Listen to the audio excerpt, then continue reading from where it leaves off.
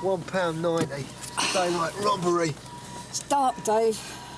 Well, moonlight robbery then. Still criminal. Oh.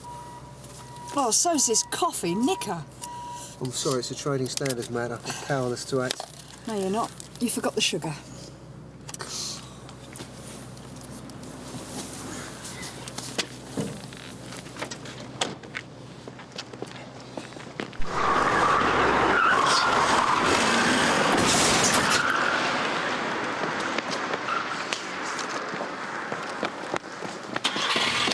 Go, go, go!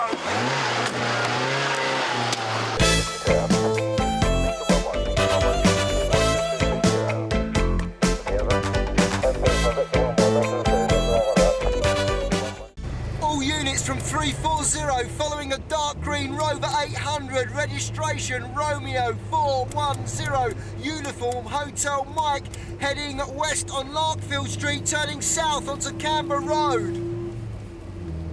Turning east onto Emily Way.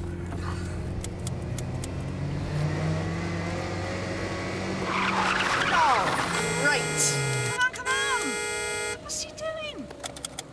Get out of the way!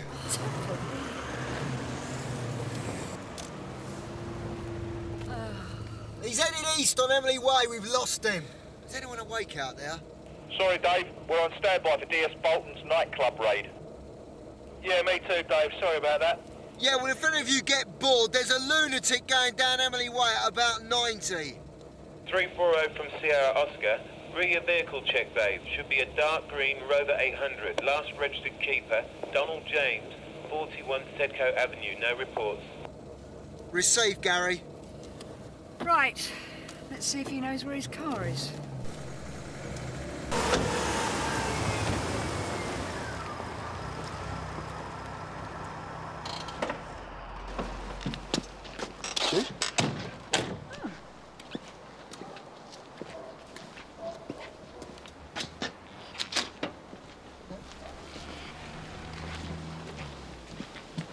Nice area. Yeah, if you can find it. Brought me by the scenic route, did you? Well, I thought it was a shortcut. Let's see if Mr. James is in.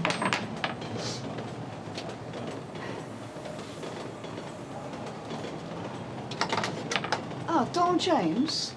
Yes, I thought it would be you. Mr. James, your car... I know.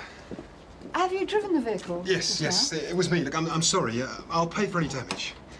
I was just stupid. I should have stopped. Have you been drinking tonight, Mr. James? No, not at all. I'm just a bit shaken up. I've never had an accident before. Yeah, well, I can understand that, but nevertheless, I'm afraid we're going to have to breathalyze you. Well, look, can we do this inside? Certainly. Nothing. I told you. I haven't had anything to drink. So, are you going to tell us what did happen? Well, like I said, I was just tired. I'd been working late. I wanted to get home. When I hit that other car and saw you, I just panicked. You're going to tell me I should have stopped, aren't you? You should have stopped, Mr. James, and I'm going to report you for failing to stop and failing to report an accident. Well, I'll pay for any damage, of course. You certainly will. It's a shame you've just bought that nice new car out there. You could be getting the bus for a while. Anyway, good night. Dave? Another failing to stop. What is it, Grand Prix week? Yeah, a pedestrian was knocked down on Loftus Street a short while ago. Harry Palmer, he's in surgery at St Hugh's. Any witnesses? Yeah, luckily, Mrs. Rykansky, she lives at number 34. Can you get over there and have a word with her? I'm going to go to St Hugh's and then I'll see you back at the scene, all right? Yeah. Now, Dave. Mr. Palmer was crossing on the zebra, just there. It was very quiet, but then this car came flying past and hit him. Do you have any idea what kind of car it was? Yes, it was just like Mr. Rosewater's. Mr. Rosewater. Come. I think it was a Volvo. A Volvo? There we are. That's a Rover. Ah, yes, I knew it was something Japanese already. Yeah. Did you notice anything else about the car? Anything unusual? Unusual? No, I don't think so. What, the number of people inside, the colour? White. The car was white? No, the driver was white. The car was green. The car was green? Right, so the car was green, the driver was white. Was there anybody else inside the car? Well, I don't suppose you noticed the registration number at all? Right. Thanks for your help, Mrs. Rakansky. If you do remember anything else, could you just give me a call at Sun Hill? I remember thinking when I saw him that he would probably have an accident. So stupid. Well, why? Well, it's so dangerous to drive with only one headlamp working. Nice night for it. Yeah, well, thanks for the lift. Yeah, anytime, Sarge. Hey, what's that? The victim's clothing. How is he? He's dead. Hello there. Oh, I understand there's a witness. Yeah, Dave. Yeah, well, it looks like our man was obviously using the zebra crossing, and the car that hit him was travelling from this direction. Probably at speed, wouldn't stop. The witness says that it was a Rover with one of its headlights out. Well, the victim didn't make it, so it's now a fate act. You got anything? Oh, the usual. A few pieces of headlight lens and some paint from the bodywork. Right, well, you might find something in this lot, victim's clothing. OK, but even if I do, you're looking at a few weeks to get an accurate match. Well, a make and model will be enough for now. I might be able to tell you that in the next few hours, if there's enough material. Great, thanks. Sarge, this would have been right on Donald James's route home, wouldn't it? Would it? Well, we lost him on Merrily Way. If it had gone straight to Sedcott Avenue, it'd have gone right past Oh, it. I see. You can remember your way round now, can you? This witness of yours, she definitely thought that the headlight was smashed. She said it wasn't working. Oh, well, you see, there's a difference. Oh, Sarge, with all due respect, we lost a dark green Rover with a headlight out, which was travelling at speed in this direction just before Mr. Palmer got hit. Now, it might have just been a coincidence. All right. We'll pay Mr. James another visit, but only to verify his route, and you let me do all the talking. Hello? Is Mr. James in? Yeah, that's my dad. Come in. Simon, who was... Hello again, Mr. James. I thought we'd sorted everything out. Yeah, there's just a few questions. Of course. You've met my son, Simon, then? Simon? I'm sorry to come barging in like this. No, that's all right. You've got your job to do. Yeah. Right, well, it's time you're in bed, Simon. Yeah. Good night. Good night. He's a bit upset by all this. Yeah, well, it's hardly surprising, really. Is his mother home? No, she doesn't live with us. Right, well, far away. Yeah, we just wanted to check your route home after the accident. Well, I came along Loftus Street, same as I do every day. Did anything unusual happen? No? Right. Well, we'll be in touch. Yeah, well, anything I can do to help. I'll pay for the damage. Yeah, you've already said that twice. Good night. Good night. Sarge, there's something I don't like about him. Like what? Well, for a start, I think he's lying. What's that based on, a hunch? Well, he's just told us he's come along Loftus Street. Well, you just think he's lying, so he probably didn't come along Loftus Street. What, you walking back to the station, are you, Dave? Look. Both the headlights are smashed. When we first saw them, they were both working. I was blinded by them when they come round the corner. Yeah?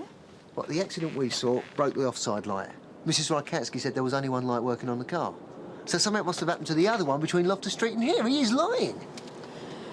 Right, we'll go back in. We'll see whether he'll come down to the station, answer some questions on tape. You sure those lights are working? Yes.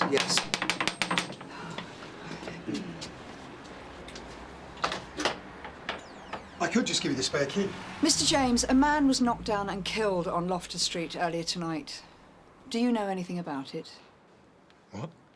We're going to have to ask you to come down to the station, answer a few questions. It's just for the record. But it's nothing to do with me. I mean, you We don't don't think think anything yet. We're just trying to rule out possibilities. The possibilities? But that's ridiculous. Well, you won't mind coming down to the station then, will you? Now, look, I've been as helpful as I can about this. I've answered all your questions and I've accepted the consequences, but if you're going to try and pin some hit and run... Hang on. Nobody's trying to pin anything on anybody. Mr. James, we are simply asking you to come down to the station, answer a few questions... No, absolutely not. Why don't you just leave me alone? Calm down now, come Donald on. James, I'm arresting you for causing death by reckless driving. You do not have to say anything, but it may harm your defence if you do not mention when questioned something which you later rely on in court. Anything you do say may be given in evidence. I don't believe this is not happening. I'm afraid it is. Simon, come on. What's going on? Look, we just need to ask your dad a few questions. You'll be all right on your own, yeah? Yeah, sure. Look, will he be home later on? Probably. Did he mention anything when he come in about an accident? He said that he'd hit someone's car and that you'd followed him. He said you might come round later on. Look, why are you arresting him? Well, it's just a formality. It's nothing to worry about. Look, if you do remember anything else or you need to speak to somebody, can you contact me at Sun Hill? I'm PC Quinnan. Do you want to write that down? Yeah, sure, I can. Knocked down and killed on a road that you told us you were speeding down at that time. But I didn't hit anybody. A forensics expert is looking at your car as we speak. Now, he's already found some of the headlight glass at the scene of the accident, and he's got the victim's clothing to look at yet. With an impact of that sort, there's bound to be some glass embedded in it. Maybe he can help you put your headlights back together again. You don't understand. No, I don't understand, Mr. James, because you're not telling me the whole story. I've told you what I know, all right? I didn't. I didn't. And you're right, Mr. James. Interview suspended at 0016. Right, I want him to see the FME. Come on, let's get you back to your cell. It's just a panic attack. Nothing serious. I've given him something to calm him down. Leave it for about 10 minutes. He should be all right then. Great, thanks very much. Good. Coffee. Yeah. Bit of thinking time won't hurt, James. I reckon he's just about ready to cough. Looks like his story's falling apart before our eyes. Would you like to share this insight with us, Dave? Well, why do you think he's got the screaming head dabs?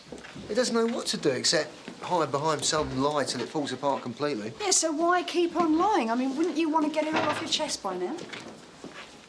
Maybe, Yeah, but I'm just trying to keep an open mind, Dave, that's all. Dave, someone's asking for you at the front desk.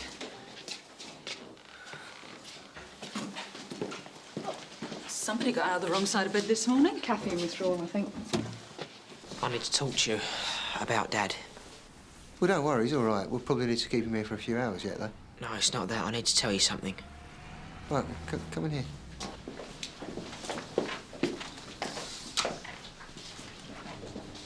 Take a seat. OK, fire away. Well, it's just something my dad said earlier. I didn't know what he meant. Go on. Well, when he came in, he was really freaked out. He was, like, shaking and everything. So I asked him what happened, and he said what I told you earlier. What, that he'd hit a car and that we'd probably be round? Yeah, but then he said something to himself. I hope he's all right. I didn't know what he meant. Did you ask him?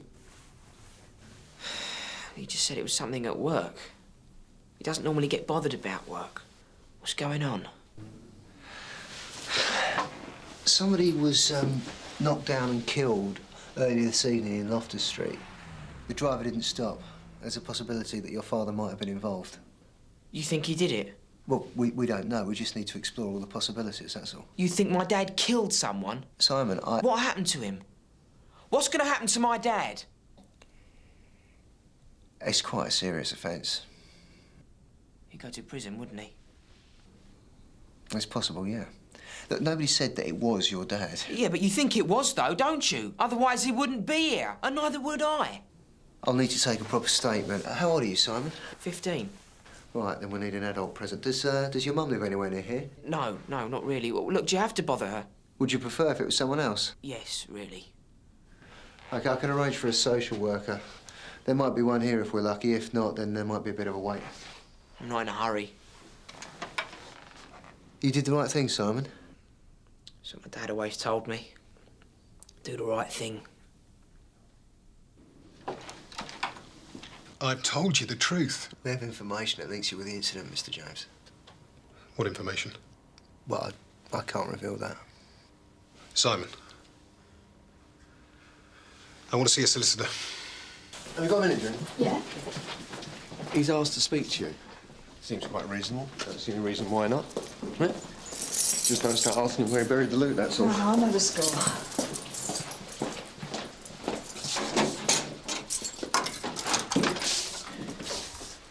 You wanted to talk to me? Yeah, Look, your solicitor's on his way. Wouldn't you prefer to wait till he gets here? No, there's something I have to tell you now. Right. OK, far away. Simon was driving the car, not me. I was at home all night. He came in just before you arrived. He said that he'd hit someone else's car, that you'd seen it and chased him. I was covering for him. Why? Because my dear son is basically a nasty little thug. I've always let him do what he wants.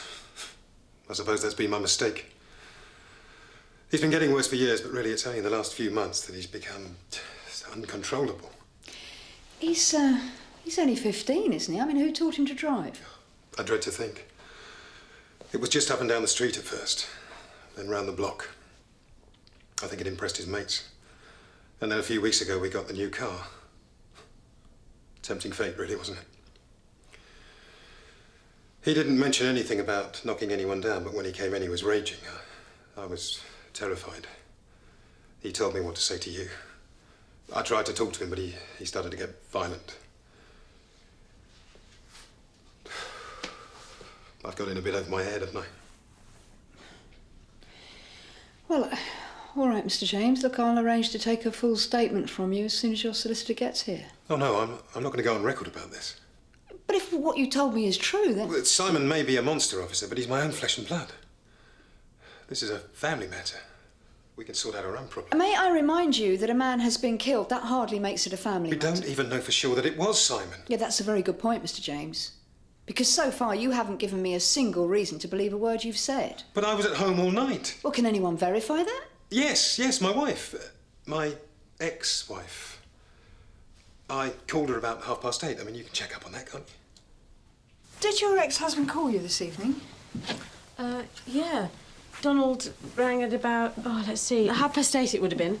And what was he ringing for? Oh, well, you know, for a chat, really. He often rings you, does he? Well, no, not really. We're not all that close anymore. So he rang tonight just to have a chat about the weather? All right, what's going on? There's been an accident. Now, we're not certain, but there's a chance that Donald's car was involved. A pedestrian was killed. According to Donald, Simon was driving the car at the time. Now, if you were having a conversation with Donald while that was happening, we need to know what was said. It might get Donald out of a great deal of trouble. And to get Simon into it. I'm getting the impression he can do that by himself. Why don't I make some coffee, yeah?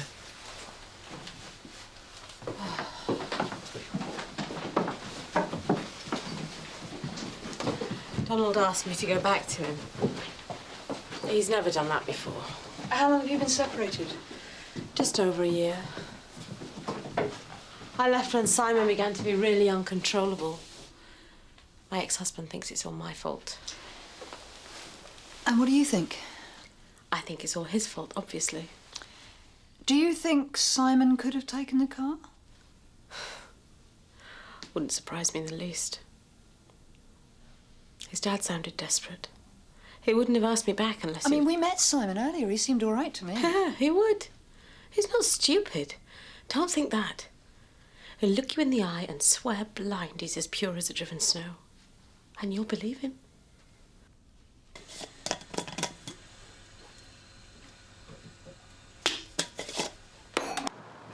From Sierra Oscar. Got a message from the DSE for you, Sarge. Yeah, go ahead, Gary. The glass at the scene and in the victim's clothing matches. Definitely a Rover 800. Received. Thanks, Gary. Right. Let's go and see if he's up, shall we? Oh, hi. Yeah, sorry to call so late, Simon. No, it's all right. I was up. Too busy worrying about Dad to sleep, really. Why don't you go over to your mum's? No, it's all right. I'd rather stay here just in case anyone phones. I mean, you know, you wouldn't know where I was, would you? Well, as a matter of fact, we would. We've just been round to your mum's. So is there any news? No, actually, yeah, it was you that we wanted to ask a few questions, if that's all right. I thought that'd be an adult present. Oh, I think we'll manage without. Can we come in? Yeah, sure, of course. You, ever driven a car yourself, Simon? No, I'm only 15. No, I didn't ask you how old you were. I asked if you'd ever driven a car. Well, no, of course not. Well, what's this got to do with anything? So, when we dust the car down for fingerprints, it's unlikely that we'll find any of yours on the wheel. What's he been telling you? Just answer the question. What's my dad been saying? Or, if you prefer, we can continue this down at Sun Hill.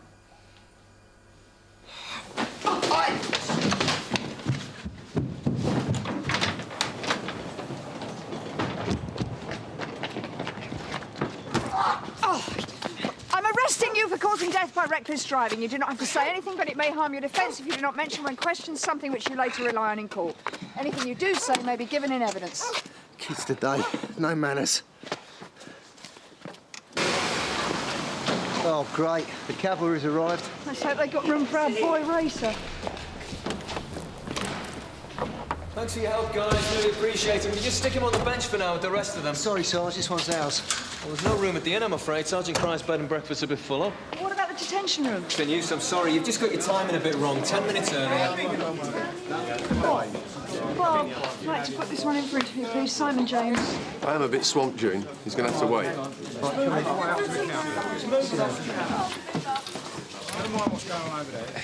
What's going on, June? Is he related to Donald James? Yeah, why? Is there a problem? He's taken up one of my cells and he's not very happy about it. Actually, I'd like to have a word with him. June. It's completely kosher, Bob. All right.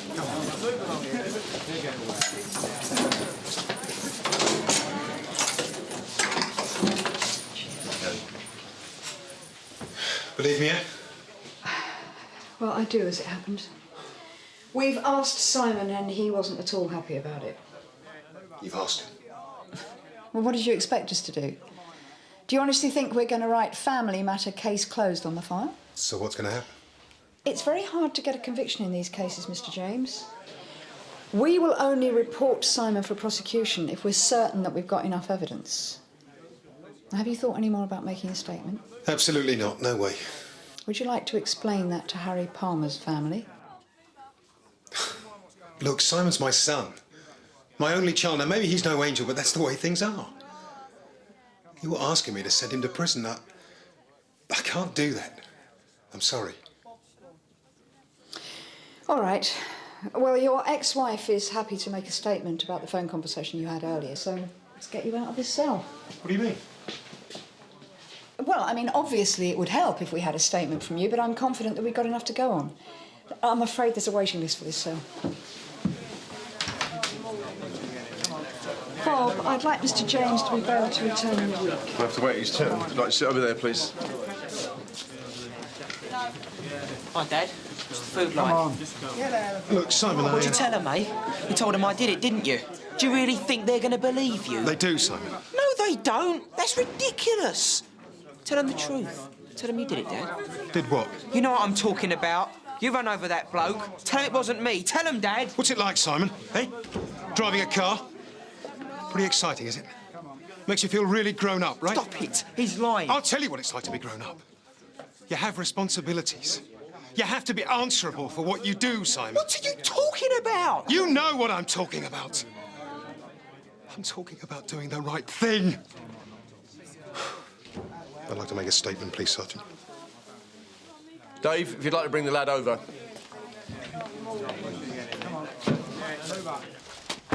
You can do this in the morning if you prefer. Let's get it over with. Well done. You made the right decision. This isn't the right decision. There is no right decision. I'm about to help you send my own son to prison. What's right about that?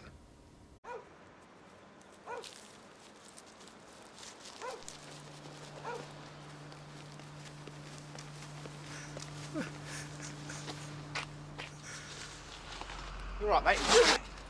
That's right, it's the police, yeah? You tell me what happened to you?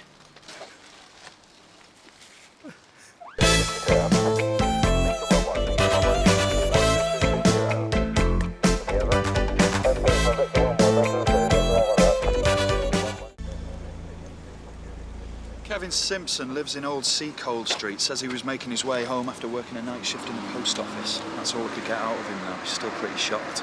Did you see his attacker? Nah. Mugging? Doesn't appear to have been robbed. Listen, I'll see you down the hospital, yeah? What time did you find him? Must have been around 6. He was just lying there, sobbing. Can you give me your name? Yeah, it's Lawson. David Lawson. What's the story? Dunno yet. He was really quiet in the ambulance. You dealing with Mr. Simpson? Yeah, how is he?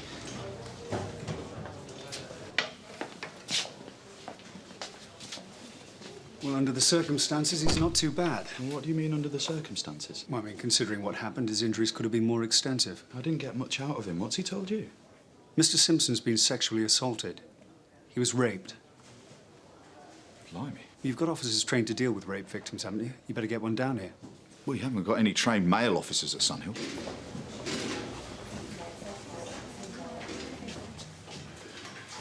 Mr. Simpson? I've spoken to the doctor. We need to take a statement from you. You got the choice of talking to a male or a female officer.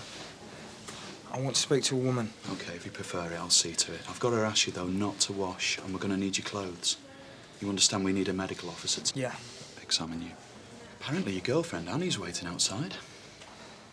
I can't deal with her right now. I don't want her to know what's happened. All right. Just tell her I got beaten up.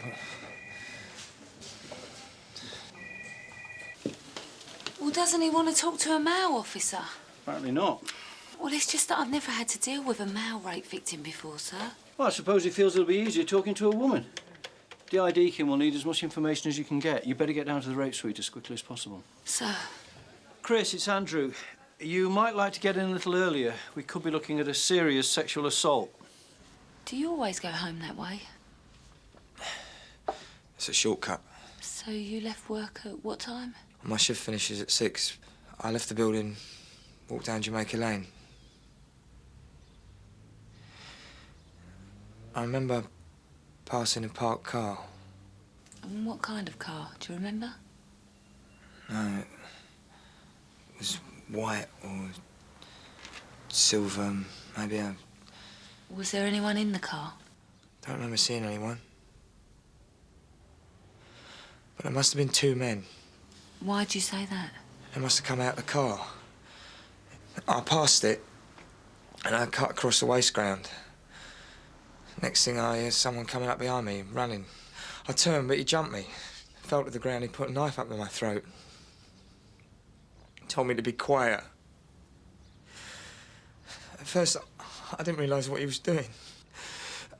I was paralysed, you know. I couldn't do anything. Well, that's a really common reaction.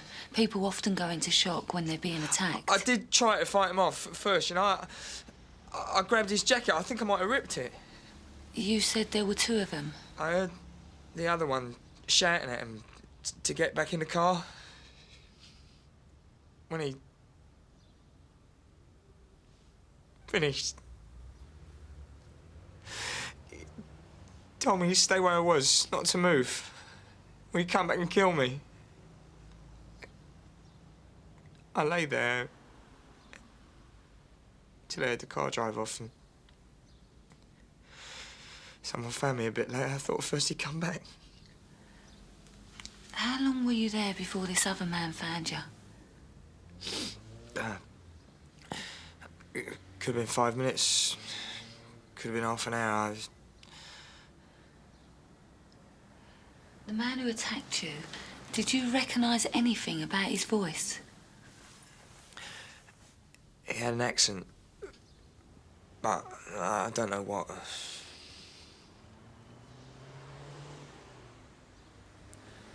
There's a girl used to work beside me in the sorting office. She was raped a couple of years back. Went to trial. Her name was kept out of the papers, but everybody knew. Some of the guys used to joke about it.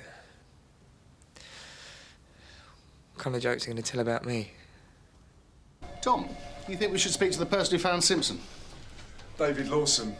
He told Tony Stamp he was going home after working at a local nightclub as a bouncer. Which one? Wilds. It's a gay club.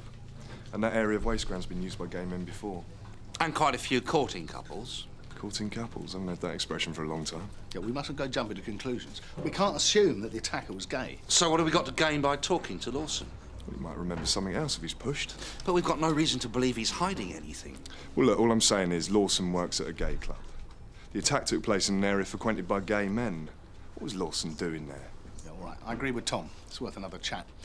Because I don't want us making any assumptions or putting someone's nose out of joint unnecessarily, Jim and I'll talk to Lawson. You get yourself down to the scene. Right, Guff. Is this about the man David found? Yes, I'm Detective Inspector Deakin. This is Detective Constable Carver, Sunhill Police Station. David told me all about it. He was beaten up or something. Is David in? Yes, you'll just catch him. He's about to go to bed. David! There's a couple of policemen here to see you. See you later, hero. Thank you.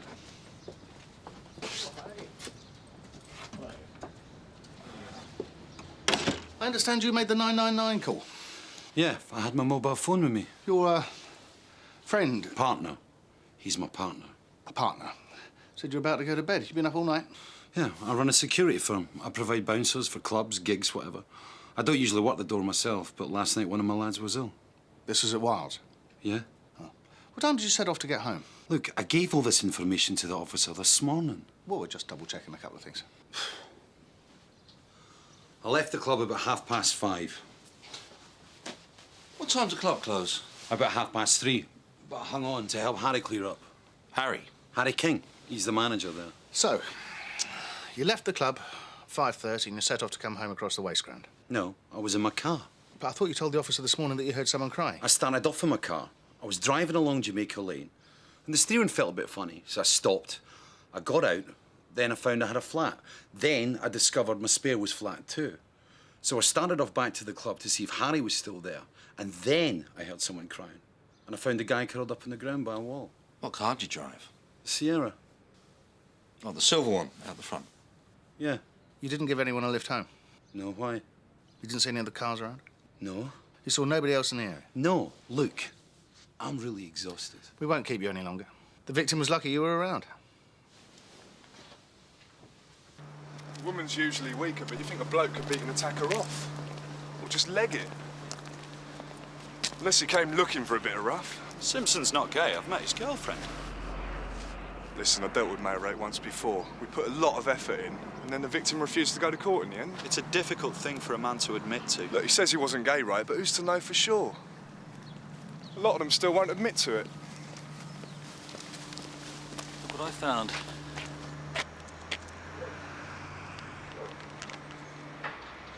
All right, thanks. Kevin, there's something I need to ask you. It might be an issue at a later stage when your case comes to court. Are you homosexual? What? Well, it's the kind of question that your attacker's defence lawyer might ask. Told you I live with Annie. Yeah, I know. I'm but... not gay. Well, it's as well to clear it up now. It might be suggested that you were in the vicinity for another reason. What reason? Well, a lot of gay men use that area. I was going home. Do you believe me? Yeah, of course I do. I'm on your side, Kevin. This is what I can expect. I'm getting attacked and people are going to think I'm gay, that I went looking for it. I didn't know gay men used the area. I was going home, you know. I was going home. I've been that way 100 times. I never given it a second's thought. All I could think about was breakfast.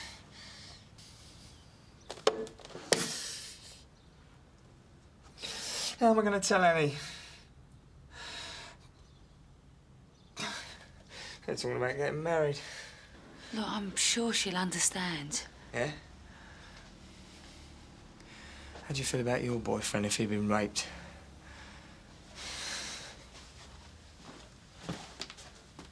Maybe Simpson arranged to meet Lawson on the waste ground and things turned a bit nasty. Simpson might be reluctant to ID Lawson. Well, Simpson says he's not gay. He's got a girlfriend. Well, it's never stopped anyone before. Maybe he's got a secret life. Lawson phoned the ambulance. Perhaps he felt guilty. Or maybe he's covering for someone. What was his boyfriend's name? Jonathan. Where was he last night? I mean, Polly said we're looking for 2 men in a light-coloured car. Lawson's got a silver one. What about this badge you found? We can't be 100% sure it's connected to the crime. But Simpson did say he thought he ripped his attacker's jacket. Now, this could have fallen off. This whole thing could be a gay bashing. Maybe some neo-Nazi mistook Simpson for a punter from Wilds. In the wrong place at the wrong time. I don't think we've got enough information to start constructing theories. What did Lawson say the manager of that club was called? King. Harry King. You come to see me about the chap who was attacked this morning? You heard about that? Dave Lawson called me earlier. He said you'd asked him an awful lot of questions. That's what we do. Has he worked here long? David? Oh, about a year. Going well? He's a gem. A gentle giant. I say gentle, but he's got a black belt in origami or something. When did he leave here this morning? Just after 5. I locked up shortly afterwards. Maybe 5:30. How well do you know your punters? I know my regulars pretty well. Do you know a Kevin Simpson? No. Why? Was he the chap who was attacked? So you don't know Kevin Simpson? Tell me something. Was this guy sexually assaulted? Why'd you ask? Well, same thing happened a couple of months ago. I had 2 detectives in here from Barton Street. Where did this happen? Well, not too far away. Harriet Street, I think. Something like this happens and you people think it's a gay crime. Straight men rape straight men. Hard to believe, but... Do you have any trouble with neo-Nazis? Well, you don't get much trouble when you've got somebody like Dave Lawson on the door. I mean, would you call somebody as big as Dave Lawson a puff? But you ask Dave. He'll tell you about our local Nazis. How's that? Well, he does security for all sorts, does Dave, including some local skinhead bands. Your partner, Jonathan, he wasn't with you last night, was he? No, he was at a colleague's stag night last night. Why? Just routine questions. I got the distinct impression the last time that you were here that you thought I might be hiding something. Now you're asking me questions where Jonathan was. What's going on? You think we attacked this guy? Mr. Lawson, I assure you, you're not being accused of anything. Wait a minute. This was a sexual assault, wasn't it?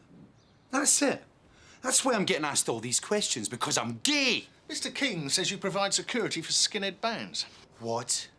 Do you? How does a policeman's mind work? So now I'm a gay Nazi? I'd be very surprised if you were. Presumably these skinheads don't know you're gay. What do you think? Well, I get a kick out of doing these skinhead gigs. There they are, singing songs about sending blacks home and exterminating homosexuals, and they're surrounded by gay bouncers. My lads get a laugh out of it. Do you know these bands well? No. I just know the guy who books them. What's his name? Brian Hutchins. Does the name SS Death mean anything to you? It's the name of one of Brian's more intellectually challenged bands. These people always get a bit touchy. That was a legitimate line of inquiry. You don't like gays, do you, Tom? I take people as I find them, Gov. Gov, I've got an address for Brian Hutchins. It's a private house off of Charity Lane. The band played in the Green Archer pub last night. It's not very close to the crime scene. I've also been in contact with the DC Clayton at Barton Street. Now, he dealt with the attack on the other man, a Jeremy Dyson. The attack took place a couple of months ago. What happened to the case? Nothing. Dyson couldn't identify his attacker either. Now, Barton Street had nothing to go on, and Dyson just wanted to forget about it. That's what happens. They're too ashamed to see it through. Right. Jim and I are going to go and see this Hutchins character. Tom, I want you to get in touch with DC Clayton and see if you can arrange a meeting between you and Dyson. Check to see if there are any similarities between that attack and ours. And Tom, try not to let your prejudices show. Dyson's not gay either. He's married. Oh, well then. Oh, Kevin!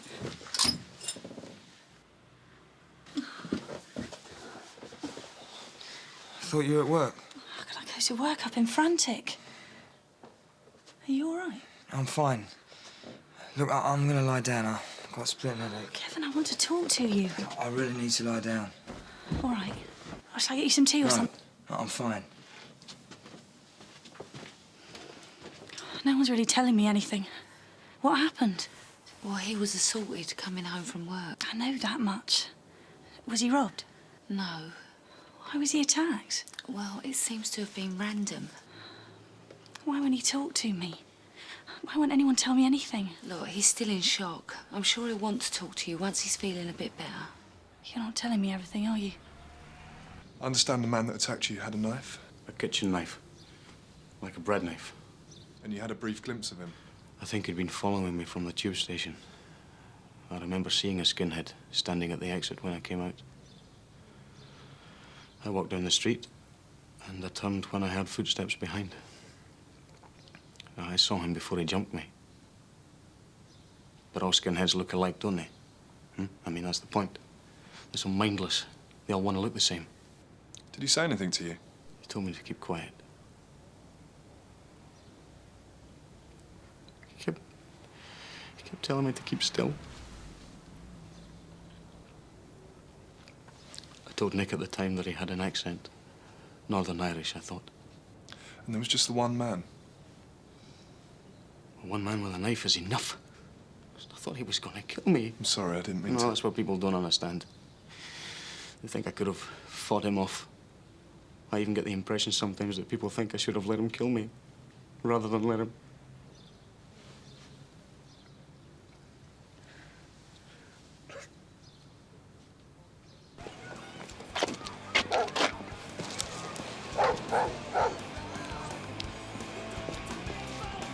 Mr. Hutchins? Yeah? I'm Detective Inspector Deakin. This is Detective Constable Carver from Sun Hill. Can we have a word? I'm just trying to get her off to sleep. Oh, won't take a minute. In the kitchen. You managed the band SS death, didn't you? Yeah, that's right. What's your gig last night? Yeah, the Green Archer. Were you with them? Yeah? What time did the gig finish? About 11. So what time did you make it back here? Look, what's all this about? 96. Jimmy, this is the police. I'm Detective Inspector Deakin. This is Detective Constable Carver. You are? You seem to have ripped your jacket.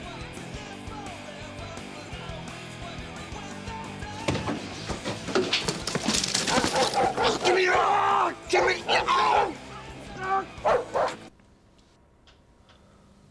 Do you recognise it? We had some badges made for the band to sell to the fans. Did you give one to Jimmy Guilfoyle? Where'd you get that? Where do you think we got it? Are we going to find Jimmy Guilfoyle's fingerprints on it? Look, I had nothing to do with what happened. I want that understood. Is that clear? What did happen? Jimmy's not the guy I knew. He's changed. You know, he's gone really weird. He's out of control. Mr. Hutchins. I've got a young family. Why don't we go back to the beginning? You finish up at the Green Archer, and you get home, say, sometime after 4. We get in, and Jimmy's really wired. He's been quiet, you know, moody. He's been like that since he got out of prison. You used to be able to have a laugh with him. What time did you get home? About 4. No sooner are we in, and he wants to go out again. I says, what, at this time? But he's determined to go out. I'm getting worried about him, so I say, OK, let's go for a drive. So we gets in the car, and I'm driving around. I keep asking him, what's the matter? But whatever it is that's chewing him up, he won't tell me. He just sits there. So finally, I say, OK, let's go home. And I'm driving down Jamaica Lane, and suddenly he says, stop the car, shouting at me. I stop. I don't know what's up. By now, I'm getting really pissed off. I mean, I'm doing my best to help him, but there's this guy coming towards the car. And I can see that Jimmy's watching him. Before I knew it, Jimmy's out the car and running after him, and he jumps him.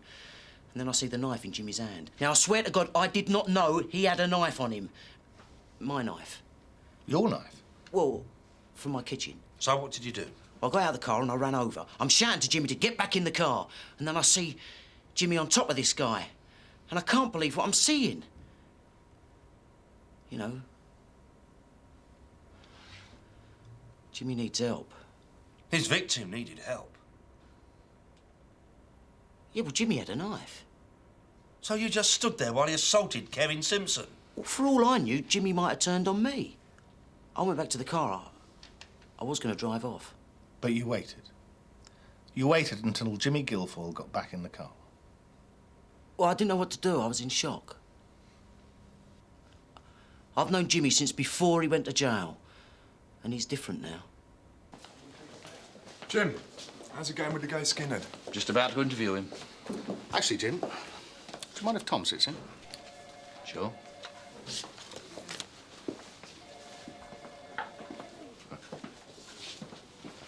Mr. Guilfoyle, where were you at 6 o'clock this morning? Mr. Guilfoyle, your attitude isn't helping you.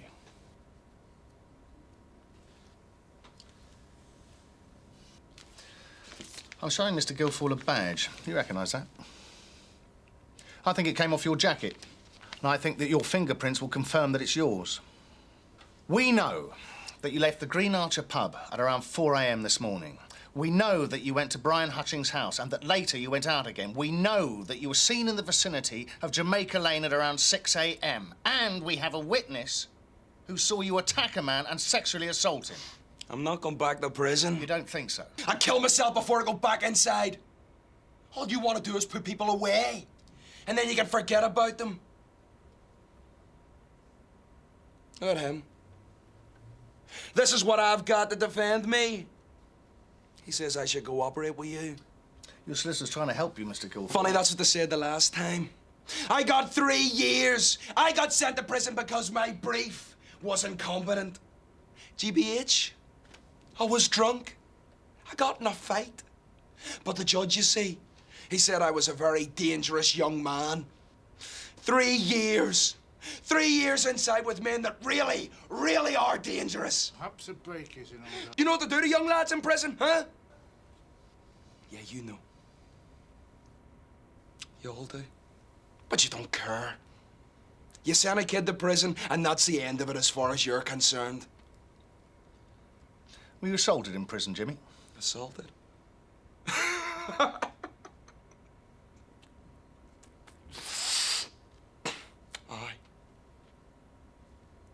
That's a good word.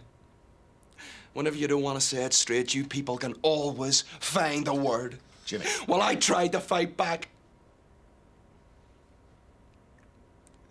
That just makes it worse.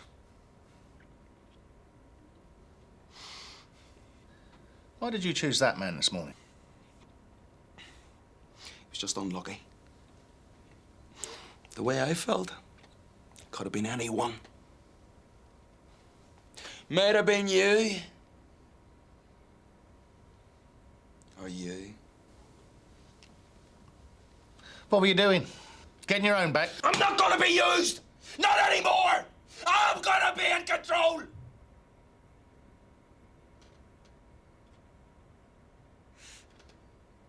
I'm gonna be in control now. It's not the first man you've attacked, though, is it? The other guy? Well, he looked at me like I was rubbish.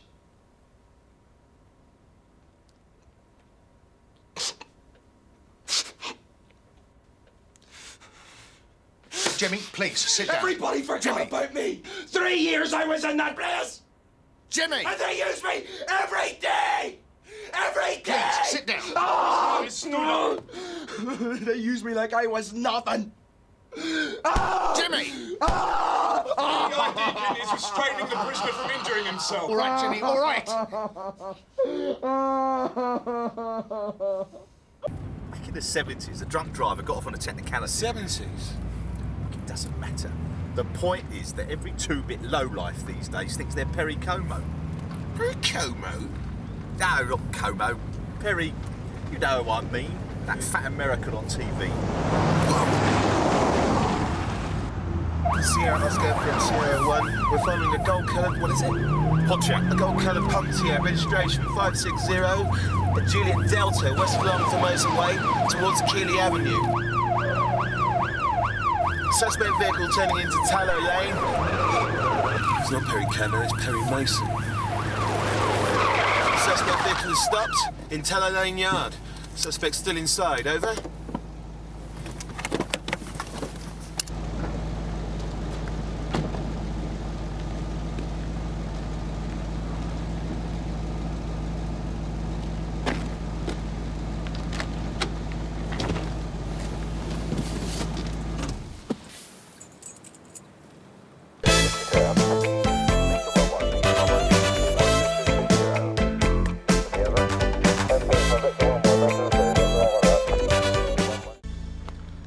So whose car is it then? No comment. Who was driving? No comment. What have you come as anyway? James Dean's granddad? I'm exactly 10 years younger than James Dean, as it happens. Well, if you were alive, James Dean would be old enough to be his own granddad, if you know what I mean. What? Doesn't matter. But why don't you just tell us who was driving so we can all go home? I've got nothing to say until my solicitor's present. All right. Solicitor? It's a bit of an overreaction, isn't it?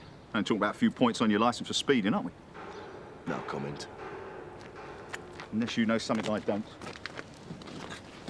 Can I get out? I'm dying for a slash.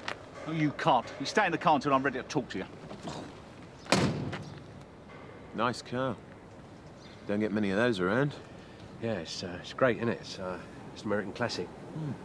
Must be a real labour of love to restore one of those. Oh, I should say so. It takes months to get one of them on the road, let alone concourse condition for shows. So yours, then? I should be so lucky. Well, if it isn't yours, it must be somebody else's. No comment.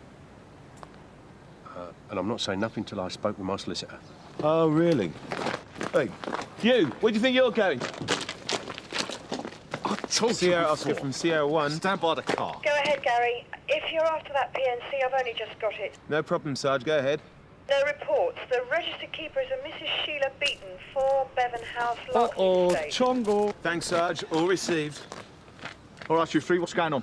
Oh, come on, I'm Boston. Been drinking? As the Pope Polish. Whoops, sorry. No comment. Has he? Well, I don't think it's his aftershave. I think we better breathalyse him then. I think we should breathalyse all three of them, Gary. Just to be on the safe side. No comment. Look, I know my rights, sonny. I've seen it on the telly. I'm not saying a word till I've spoke to my accountant. Why, what's up? Is your VAT due? What? Doesn't matter.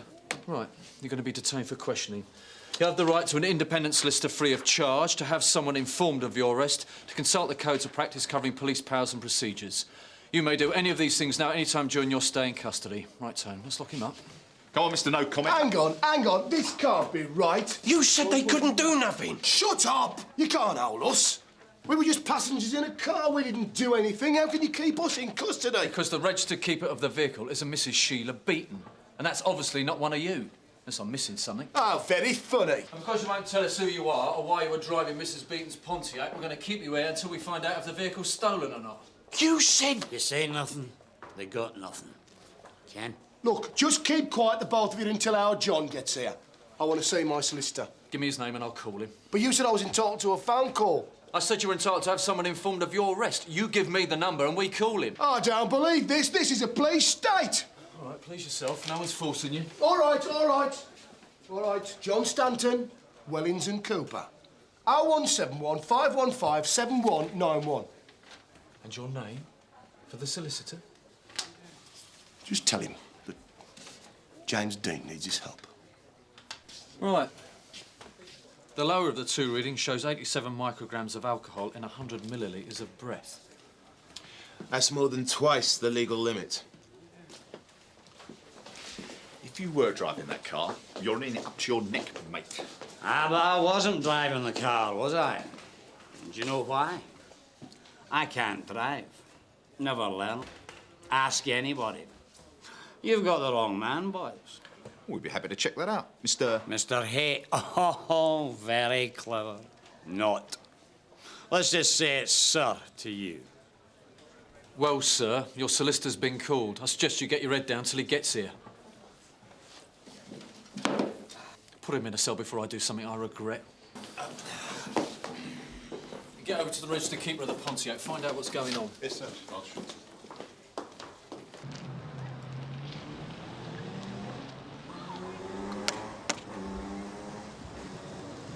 It's no good, Tony. Not in. Doesn't look like it. Well done. Who's this? Friggin' bloody thing! It was no bloody good report. No bloody good now! You're right, madam. I hope you're not looking for me. No. Well, not unless you're Sheila Beaton of 4 Bevan House. I knew it. Just what I needed, more bad news. Sorry? Well, I am Sheila Beaton, aren't I? God help me. Well, come on, hit me with it. All right, well, there's some good news and some bad news, I'm afraid. Oh? Oh, right, the bad news is that we think your car's been stolen. What? But it's all right. The good news is that we've recovered it and there's no damage done. Oh, well, I got some bad news for you, too. I don't own a car. In fact, I can't even drive. Where have I heard that before? If I had a car, do you think I'd be faffing about on this thing? Solicitor, Sarge. If you agree to that, it'll cost you at least $750,000. Yeah, that's more like it.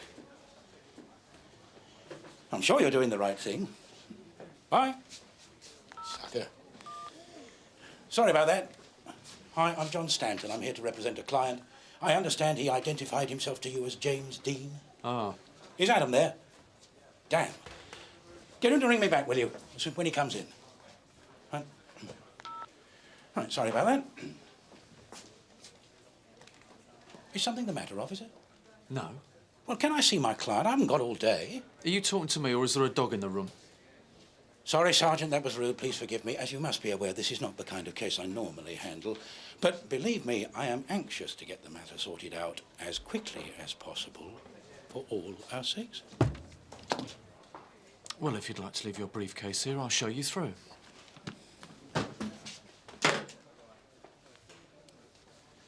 Right, where is he? You can't take your mobile either. You are joking. It's the rules. But I'm expecting an important call. I've got to talk to Adam ASAP. I can't turn my mobile off. Okay. I will leave the telephone on your desk, and when Adam calls, you can answer it and call me out of the interview room. The name will come up on the display panel here. You only have to answer it if the name A. Wellings comes up, like this.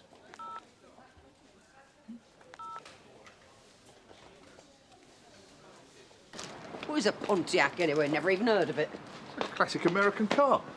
You know, like they'd have in Happy Days or American Graffiti, that type of thing. Well, obviously you know nothing about it, so the mystery is, why was it registered in your name? Well, I don't know, and I don't care. And frankly, I've had enough of all these questions. Thank you for helping with the moped. Good luck with your inquiries, and goodbye. What did I say? Well, the register keeper claims she doesn't own a Pontiac, doesn't even own a car. She can't even drive, Sarge. Oh, dear. It's so obvious what they're trying to do. If we give them half a chance, they can concoct some cock and bull story about who was driving the Ponty, and the drunk's going to get away with it. No, it's not worth getting your knickers in a twist. That's if it was the drunk one who was doing the driving. What do you mean? It makes sense, doesn't it? Well, he's going to lose his licence, no question. Well, at least I'm not saying anyone else was driving. What do you mean? They were just determined not to say anything until the solicitor arrived, and he has. What? Got here half an hour ago. He's representing all three of them. He's in with the wimpy one now. Oh, well, that's it then, isn't it? I mean, they're going to put together a story and present it to us as a fait accompli. Here. What's the name of the owner of the Pontiac? Sheila Beaton. Well, this is the solicitor's mobile, and somebody called Beaton has rung 4 times in the last 20 minutes. Here we go. Beaton. William Robert Beaton, 4 Bevan House, like me to state. Which, if I'm not mistaken, is the same address as the registered keeper of the Pontiac, the other Sonny Sheila Beaton. Bingo. Wow, look at this. Disqualified from driving at 15, he lost his licence before he even had it. He was banned for 2 years in '94 for dangerous driving. Then in '96 he was banned for another 3 years for driving while disqualified. Well, then the ban still must have another year to run. Magistrates will throw the book at him. He could get 6 months. Messages? Sorry? On my mobile. Did Adam call? Oh, no, tell me you didn't turn it off. All right, don't get aerated. I kept an eye on your phone as it happens. And? Nobody called Wellings rang. OK, I'll ring him now. But, somebody called Beaton did. In fact, I think you'll find you got quite a few messages from Mr. Or is it Mrs. Beaton? Mr. Stanton, we'd like to interview your client, Billy Beaton. Ah. Right. In the circumstances, Sergeant, it would be foolish of me to try to disguise the fact that my client has a number of previous convictions for driving offences. However, in this instance, he maintains that he was not driving the vehicle. He was merely an innocent passenger. And when your officers stopped the Pontiac, Mr. Beaton became concerned that if you were made aware of his identity and previous record, you would make assumptions and jump to conclusions that it would be difficult to challenge once formed. And I can see by your attitude that his concerns were completely justified. Very good, Mr. Stanton. Get somebody charged and get them all out of here, will you? I was not driving that car. That is not what I asked you, Mr. Beaton. Before we go any further, officer, Mr. Beaton would like to make a statement. Oh. Might save us all a lot of time. OK, great. Well, go ahead, Mr. Beaton. We're all ears. Right. Obviously, I was a passenger in the Pontiac. I'd be stupid to deny it. What with my record and everything, well, it doesn't look too good. But I swear I was not driving that car this afternoon. So who was? Please. Could Mr. Beaton finish? The thing is, the other two men in that car are the best mates a man could have in this world. And I'm just not prepared to name names or say anything about what occurred that might incriminate anyone else. I am aware that my refusal to speak could go against me in a court of law. But in all conscience, that's all I am prepared to say. Is that it? Yes, that's all Mr. Beaton has to say at the moment. I suggest we call it a day. You are joking. Absolutely not. Why me?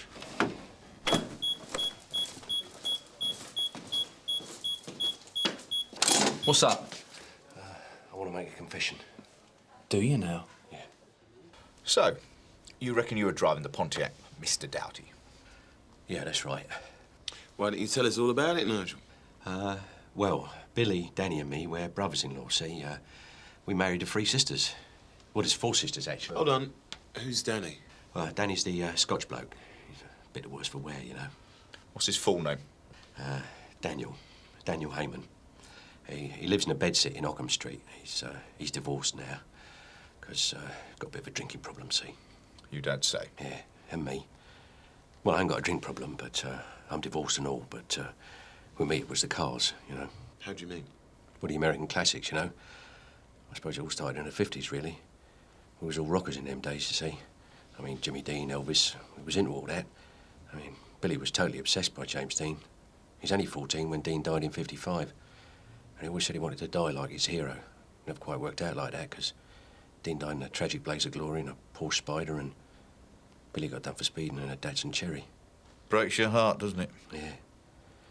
And it's Danny's birthday today. Big 6-0, you know, and it's made me a bit reflective. Nigel. Oh, yeah. Well, anyway, one of these US servicemen was being posted back to the States, and he'd got this imported Pontiac that he couldn't afford to ship back home, so I took it off his hands, and well, that was it, really. I was hooked. Hooked? Yeah, on buying and doing up old American cars. All 3 of you? Well, me and Billy mostly. Danny just came along for the ride. Oh, what a ride, eh? I mean, you was really pulling the old Ponty in them days. Well, the birds loved it. Well, that's where we met the 3 sisters, you know. And once we was married, though, they just wanted to settle down. Didn't want to know. Wanted to get rid of the cars and everything. Well, we couldn't do that, could we? So, anyway, in the end, Michelle divorced me because of the cars, and Celine ditched Danny because of the booze. And Billy?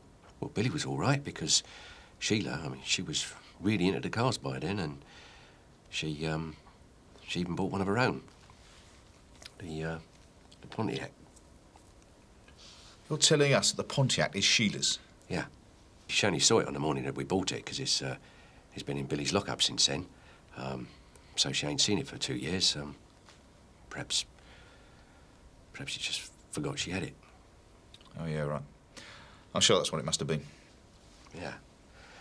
Well, anyway, this morning, Billy and I, we worked on it, and then we went down the pub and had a couple of pints and met Danny, and then we got a bit carried away and decided to take the old girl down to the industrial estate and put her through her paces, you know, just like in the old days.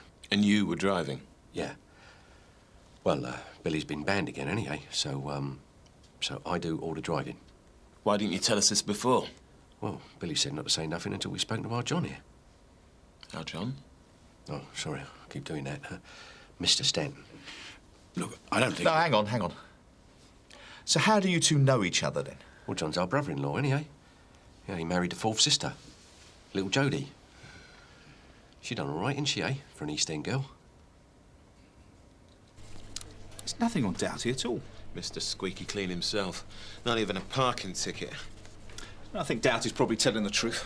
Well, right up to the bit about who was driving. Yeah, and if Bean gets away with it, they'll stuck 2 fingers up to the system again. Guess we could make the system work for us. How?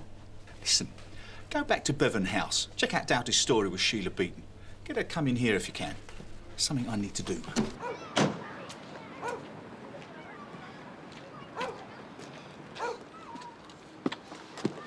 Am I glad to see you? Listen, about that car, the Pontiac, whatever it is mine. Billy got it for me a couple of years back. What, you forgot you owned a car? I know. Ridiculous, isn't it? What am I like, really?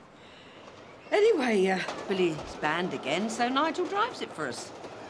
Like a chauffeur, really. Right. Well, now that your memory seems to have miraculously returned, perhaps you'll be able to lay your hands on all the documents for the Pontiac. Yeah, sure. Perhaps you'd like to take them down to the station so we can have a look at them. Yeah, sure. What, now? I'll give you a lift. Wouldn't want you to get lost, what with that terrible memory of yours and all. Won't be a minute.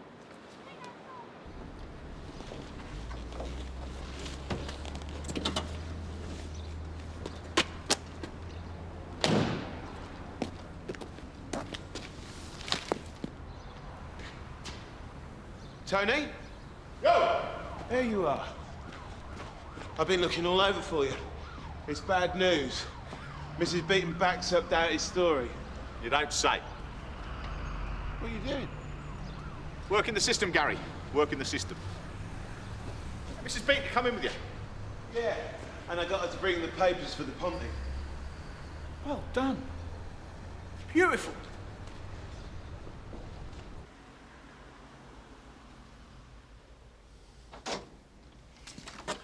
Mrs. Beaton, thanks very much for coming in. And for clearing up the misunderstanding about the ownership of the Pontiac. And indeed for bringing in these documents. However, there are, unfortunately, a few other matters that we need to discuss. Please. It appears the MOT certificate on the Pontiac is 11 months out of date. And Mr. Doughty is not included on the insurance. So? So, if you are the owner of the vehicle, and you allowed Nigel Doughty to drive it, then unfortunately you have to be reported for permitting these offences. Oh, do me a favour. In addition, you'll also have to be reported for aiding and abetting Doughty in a number of offences relating to the condition of the vehicle. I want a solicitor. You don't say. And I think I know which one. Well, I'm glad you finally told us what really happened, Mr. Doughty. So you accept that my client's telling the truth? Oh, yes. You will be reported for speeding and for driving without due care and attention, for which you could lose your licence. What? He's just winding you up. We're talking 6 to 9 points off your licence. In the worst-case scenario, they might ban you for a week. Isn't that right, officer? Probably. Right, can we go now? Well, actually, there are a few other matters we need to discuss with your client. Like what? Like the fact that, as the driver of the Pontiac, Mr. Doughty is legally responsible for the condition of the vehicle. I have to warn you, you will be reported for a number of offences in connection with the condition of that vehicle, including driving a vehicle with a defective offside front tyre, defective offside rear tyre, defective near side front tyre, defective near side rear tyre, defective exhaust, defective brake lights, defective indicators. There also appears to be a few problems with the documentation of the vehicle. You'll also be reported for driving without a current MOT certificate and insurance. Can I just have a moment alone with my solicitor, please? Certainly. There is such a thing. You see, Billy, when Sheila and Nigel became aware of the consequences of backing you up, they suddenly developed this terrible form of verbal diarrhoea. We just couldn't seem to stop them from talking. And what they're saying just doesn't tally with your version anymore. Billy. I've told you, your only hope's to cooperate. Just tell him everything, hope for a liberal magistrate. All right. But you got to understand one thing. Sheila's going to kill me. I was driving the car. And when I got banned last time, I promised her that it was all over. I promised her that I wouldn't drive again, that I'd sell all the cars. But you didn't? I couldn't. But why on earth register one in her name? Pushing your luck, wasn't it? The Pontiac's worth thousands. I had to insure it, didn't I? With my record and everything, well, the premiums have cost more than the car. Sheila's got a clean provisional licence for the moped. It was risky. But I just had to keep at least one car. Keep the spirit of Dean alive. You know. No, I don't. You've been disqualified from driving. You can't just ignore that. Oh, yeah? Well, there isn't a law written that could attain Jimmy Dean. But you're not James Dean, are you? You're Billy Beaton of Sun Hill. You're probably going to go to prison, and your wife is definitely going to divorce you. Oh, here he is. The rebel without a brain. Sorry, Billy. You okay? You promised me you'd got rid of all the cars. Shh! Mum's the word, Sheila. You say nothing, they got nothing, you know? Oh, shut up, Danny. Hold on, Billy, there's no need for that. I never said nothing. We're finished, Billy. Do you know that? And I'm going to make sure our John gets me the house, the bank accounts, even the bloody car. Mind you, you won't need much where you're going, will you? Hold on. Where's the Ponty? Well, you want it now? Thing's a death trap. Well, how else are we going to get home? I suppose we're all going to have to get in a bus. Brilliant. You've done it again, haven't you, you Burke? Oh, leave it out, Sheila. Well, get a cab. Well, Billy can't afford a cab. In fact, he can't afford the bus. In fact, he better walk. Sheila, please. Any chance of a lift? Maybe we could pop down the pub for a quick pint, eh? Well done, son. It's one up to us, I think.